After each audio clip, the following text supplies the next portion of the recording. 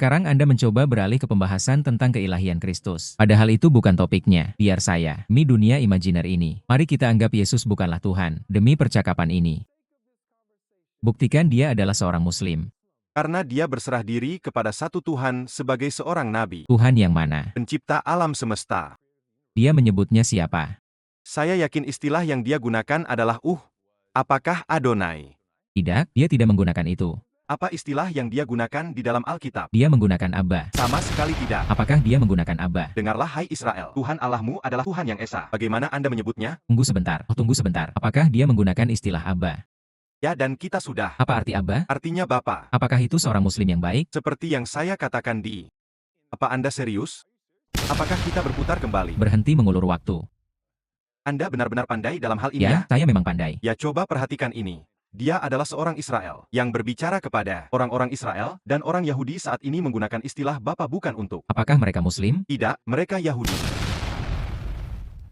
Haha, skakmat. Anda dengar ini? Apakah mereka Muslim? Apakah Anda dengar ini? Haha. Oh astaga kawan-kawan. Tidak apa-apa saya belum menonton yang itu. Tapi apakah semuanya menangkap hal itu? Mereka ingin bilang Yesus adalah seorang Muslim. Mengapa? Karena dia berserah diri kepada satu Tuhan. Yang mana? Pencipta alam semesta. Dan kemudian dan dia memanggilnya apa? Ketika dia berbicara kepada sang Bapa, dia memanggilnya Bapakan. Abba dan orang itu berkata, itu tidak masalah, orang Yahudi. Apakah orang Yahudi memanggil Tuhan dengan sebutan itu saat ini? Dia bilang oke. Apakah mereka Muslim? Tidak. Tunggu sebentar. Mereka bukan Muslim, mereka berserah diri kepada satu Tuhan, pencipta alam semesta. Mereka memanggilnya Abba seperti yang Yesus lakukan. Apakah mereka Muslim? Tidak. Oke, jadi, semua yang Anda katakan tentang apa syaratnya menjadi seorang Muslim, Anda baru saja membantahnya sendiri dalam waktu kurang dari 1 menit. Seorang Muslim adalah seseorang yang berserah diri kepada Tuhan yang Maha Kuasa. Sudah salah. Ini adalah poin lain yang jarang digunakan orang.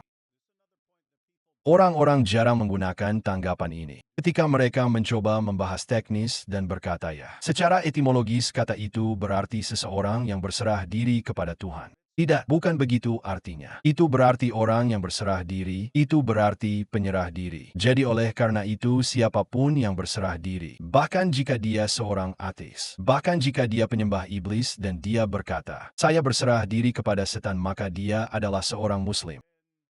Jadi jangan biarkan mereka lolos dengan hal-hal ini. Anda akan mendefinisikan seorang Muslim sebagai seseorang yang menyerahkan kehendaknya kepada Tuhan. Tetapi ada banyak orang yang percaya bahwa mereka menyerahkan kehendak mereka kepada Tuhan. Dan Anda akan mengatakan mereka bukan Muslim. Benar. Jadi, ketika Anda mengatakan seorang Muslim adalah seseorang yang menyerahkan kehendaknya kepada Tuhan, Anda sedang berbicara tentang Tuhan yang spesifik. Anda memiliki ideologi spesifik tentang Tuhan. Anda tidak bisa sujud kepada patung dan Anda tahu dan menjadi seorang Muslim. Anda tidak bisa sujud kepada ibu Anda dan berpikir bahwa ibu Anda adalah Tuhan dan menjadi seorang Muslim. Saya tidak bisa sujud kepada Yesus. Percaya bahwa dia adalah Tuhan dan saya adalah seorang Muslim. Ya. Benar, jadi saya pikir itu penting bagi kita untuk memperjelas apa yang Anda maksud dengan Tuhan. Ketika Anda mengatakan seorang Muslim adalah seseorang yang berserah diri kepada Tuhan, itu secara spesifik adalah Tuhan dalam Islam, Tuhan dari Al-Quran dan hadis. Sang pencipta alam semesta yang Maha Kuasa. Bisakah Anda percaya pada para nabi? Bisakah Anda percaya bahwa Tuhan tersebut, Sang pencipta yang Maha Kuasa, mengutus para nabi, dan percaya pada nabi-nabi ini? Percaya pada pesan mereka, tapi percaya bahwa Tuhan adalah seorang wanita dan tetap menjadi seorang Muslim. Luar biasa, jadi saya berasumsi mari kita bahas tentang Bapak dulu, ya? Tidak, bukan wanita. Oh, seorang wanita? Tidak, tentu saja tidak. Tidak oke. Dan mengapa demikian? Karena, apakah kalian menangkap itu?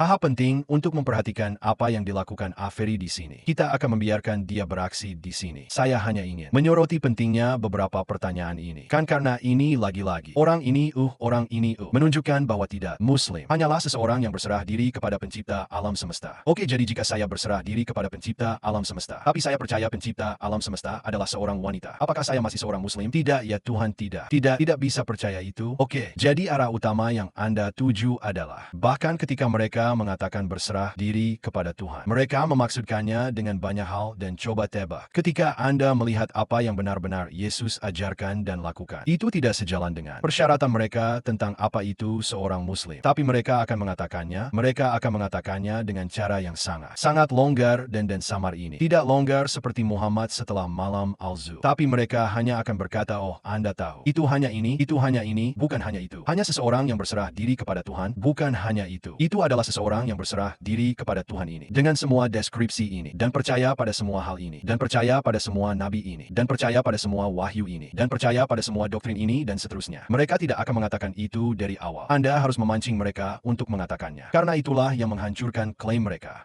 Baiklah, jadi Anda memiliki ideologi spesifik tentang siapa Tuhan itu.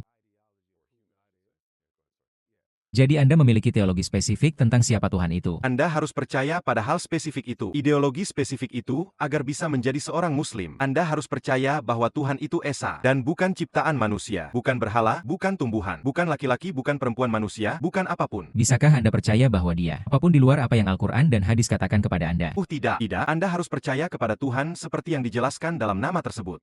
Anda menangkap itu. Itu hanya berserah diri kepada satu Tuhan. Bisakah Anda percaya pada apapun yang tidak diwahyukan di dalam Al-Quran dan hadis? Tidak. Oke, jadi sekarang Anda membuat banyak sekali. Anda berbicara tentang ribuan persyaratan. Tentang apa yang dibutuhkan untuk benar-benar percaya pada satu Tuhan. Oke, tapi dia sudah benar-benar skakmatkan.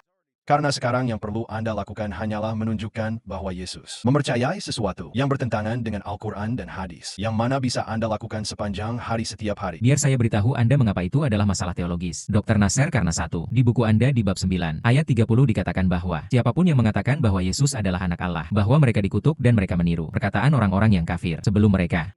Ini adalah masalah teologis dalam agama Anda. Sekarang Anda Tunggu melihatnya. dulu. Anda melihatnya. Mari kita lanjutkan, terima kasih. Mari kita lanjutkan sekarang kita mengerti di bab 19. Ayat 93 dikatakan bahwa, tidak ada seorang pun di langit atau di bumi yang bisa datang kepada Yang Maha Pemurah, kecuali sebagai seorang hamba menurut agama Anda. Tidak ada konteks di mana kata Bapa bisa digunakan. Anda tidak bisa menjadi seorang Muslim dan menegaskan secara teologis bahwa Allah adalah Bapa Anda dalam arti apapun. Dan di mana hal itu dikatakan di dalam Al-Quran? Apakah itu benar? Tuhan dalam Al-Quran berfirman di bagian mana itu? Bab 5, ayat 18 kan? Ayat yang bagus. Ayat yang bagus kan? Ya bagus. Jadi apa yang dikatakannya? Dikatakan bahwa orang Yahudi dan Kristen berkata, kami adalah anak-anak Allah, orang-orang yang dikasihinya. Dan dikatakan lalu katakanlah, mengapa dia menghukummu karena dosa-dosamu? Sempurna. Tidak, kamu hanyalah manusia, dan Allah menghukum siapa yang dia kehendaki, dan dia mengasihi siapa yang dia kehendaki, dan kepadanyalah kamu akan kembali. Dan bagaimana Anda memahami ayat itu? Bahwa orang Yahudi dan Kristen mengatakan bahwa mereka adalah anak-anak Tuhan secara metaforis, dan Allah menolaknya. Dari sudut pandang Dr. Nasser, jika Anda hanyalah seorang hamba, bagaimana Anda tahu jika Allah mencintai Anda? Seorang tuan mungkin mencintai hambanya. Seperti, ini adalah hamba yang sangat baik. Dia adalah hamba terbaik yang pernah saya lihat. Dia sangat baik dan saya menyukai orang ini. Tapi Anda tidak tahu kan? Anda adalah properti baginya.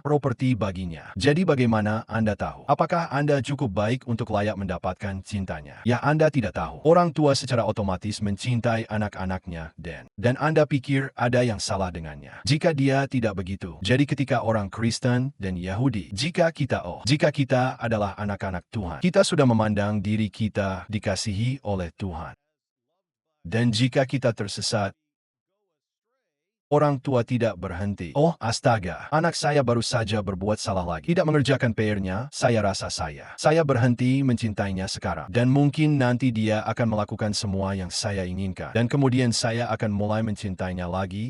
Itu adalah cara berpikir yang aneh. Tapi begitulah Tuhan dalam Islam. Ya, Anda melakukan sesuatu yang salah, Allah berhenti mencintai Anda. Dan lalu bagaimana? Jadi bagaimana seseorang bisa berkata Tuhan mencintaiku? Anda tidak tahu dia mungkin membenci Anda saat itu juga. Pertanyaan saya sangat sederhana. Sebagai seorang Muslim, bisakah Anda menegaskan untuk diri Anda sendiri bahwa Anda adalah kekasih Tuhan? Tidak, saya tidak akan. Saya tidak akan. Itu berat. Saya tidak akan dengan sombong menyatakan bahwa saya tahu Tuhan mencintaiku. Tidak, Tuhan menghakimiku. Saya tidak memberitahu Tuhan apa yang harus dipikirkan. Ini satu lagi. Hal lain yang bertentangan dengan ajaran Yesus. Ajaran Yesus. Yesus berkata bahwa kamu adalah orang-orang yang dikasihi oleh Bapamu. Sama seperti dia memelihara burung-burung.